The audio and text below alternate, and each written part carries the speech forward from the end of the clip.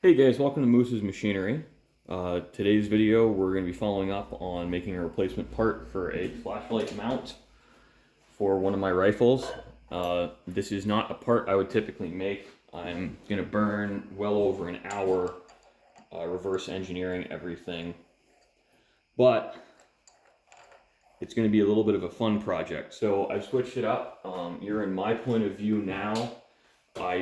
Oh God, but you're in the way of the knee crank, so I'm sorry guys, I gotta back you off a little bit because I need to raise and lower the knee more than a few times. So first things first, I need to find the center line of this part, and then I need to move 250 thousandths over to find the center line this way. The reason this is gonna work, guys, is because of the interaction of this ball here. Its radius is 125 thousandths, and I need to move over about an eighth of an inch. I am just going to double check my measurements one last time.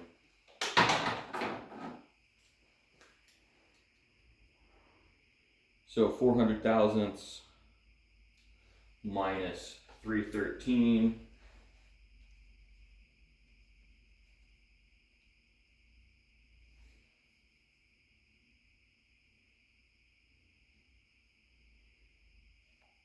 means we have about an 87 thou, should be about 30 thou wall thickness. Yep, so those are 35 thou on my calipers, which is within the margin of error just because there's damage to the part.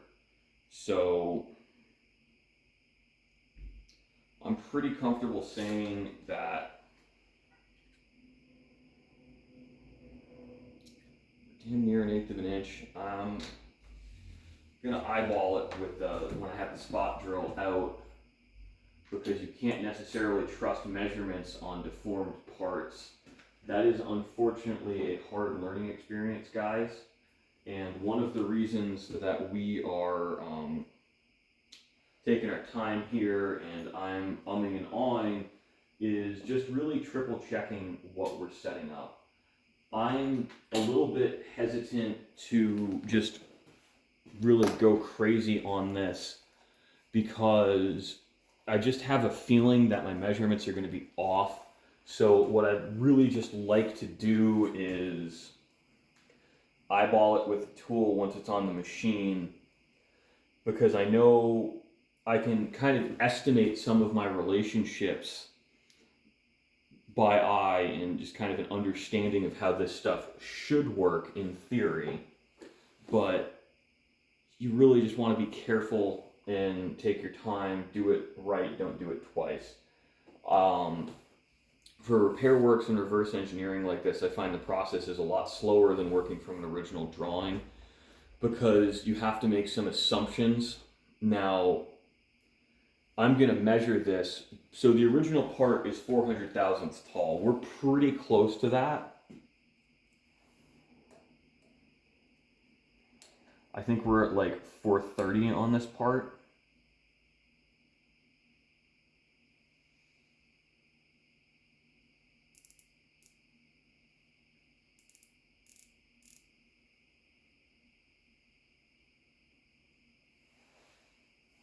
All right, so we're at 375. Gonna have to be careful on this. We're not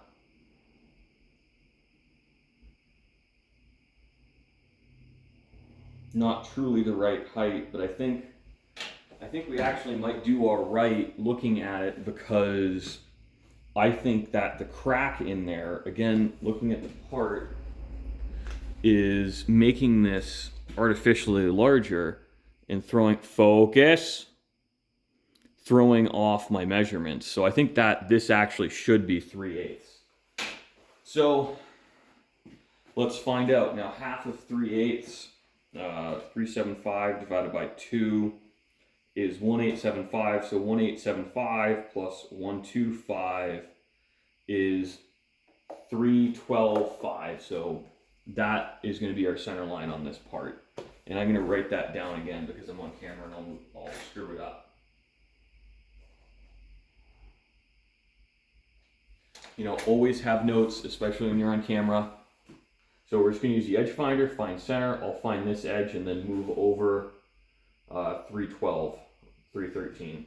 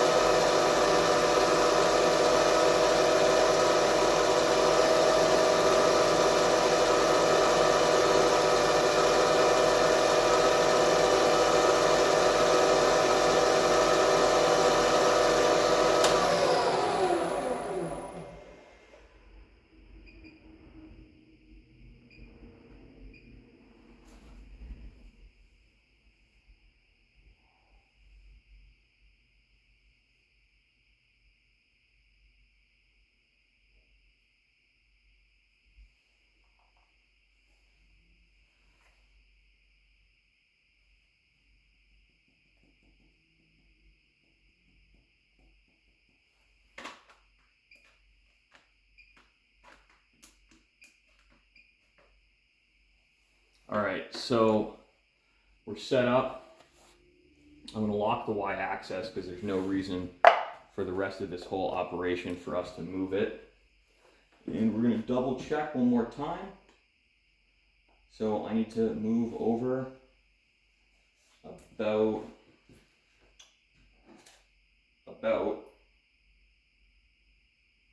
200 thousandths of an inch.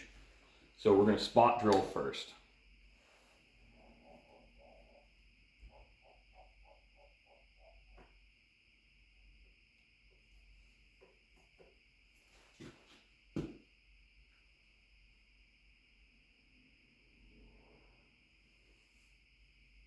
$199.8. Close enough. Works better if you're trying to drill when you unlock the quill. Now I need to switch the machine back to high range because you're doing that in low range because I wasn't really in the mood to fiddle fart around with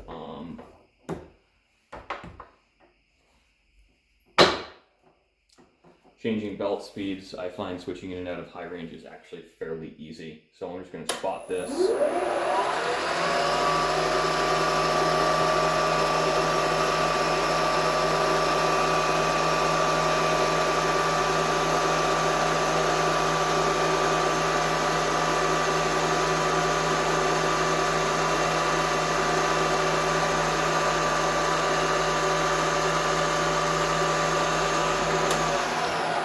Now I can do this switching back and forth with the digital readout because I have the digital readout. You need to compensate for backlash if you didn't have the DRO, and typically speaking I find that changing tools, at least in a keyless drill chuck like this, is faster than trying to compensate for backlash in that particular situation. Now I am not going to use the power feed to drill this because we're doing a really deep hole. My surface finish doesn't count, but I don't want it to load up. So we're gonna have to peck drill. And I find it's easier to just be on top of it if I'm doing all the feeding by hands.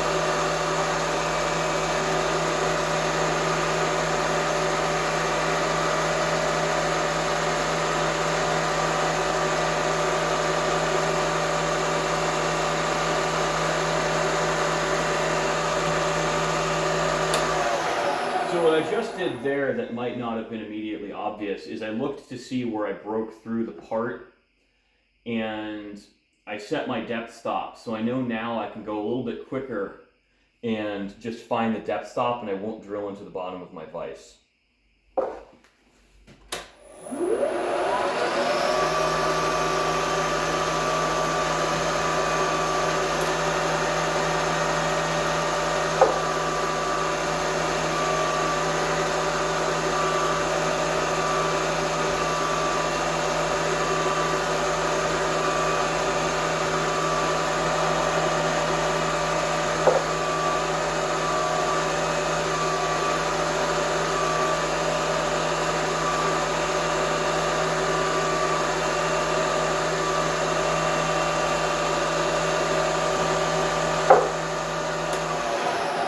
So we're almost done, guys.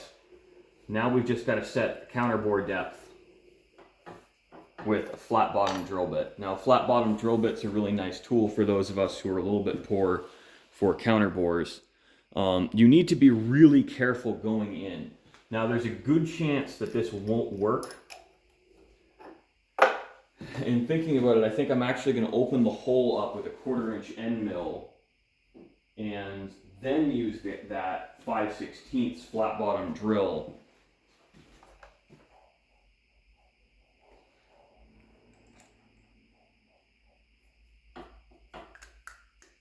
So I want my counterbore to be about 1/8 of an inch deep. So what I'm actually going to do is run that all the way down. I'm going to touch it by raising the knee.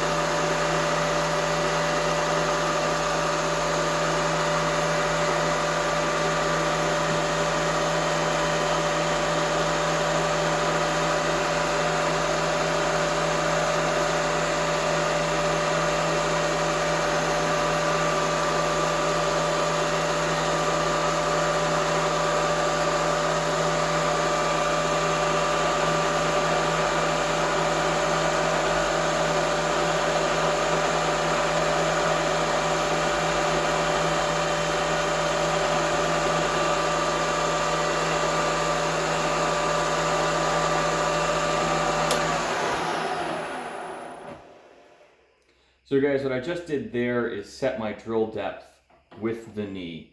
You can do that really easily with this depth stop on here and just carefully touching off. It's a really good technique that has served me well over the years, and hopefully will serve you well now that you know you can do it. So we're going to repeat that process exactly with the flat bottom drill.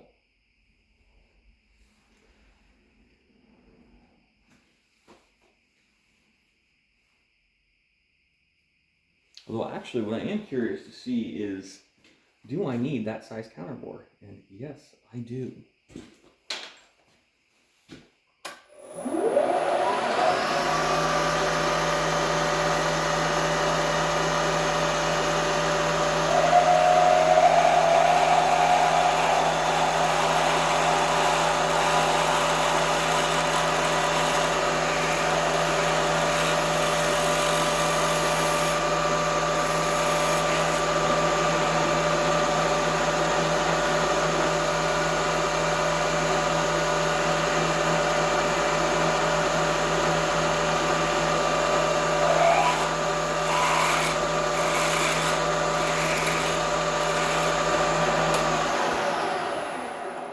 So that sounds awful, which is unsurprising because it's really an unsupported pilot, and I'm feeding her pretty mean in there. We're running at high RPM with a lot of stick out. Now, flat bottom drills really do work best for drilled holes. I just chose to do it this way because I really like showing you guys various techniques. Now, the reason we had to go through this trouble is your friendly neighborhood machinist milled this out before I should have, so my order of operations was done wrong. So we used this piece of aluminum here basically to just close that circle of these drills, of these drilled holes. So when you drill in this, this acts like a solid piece of material, so you don't get any wandering. And we do get some nice straight holes.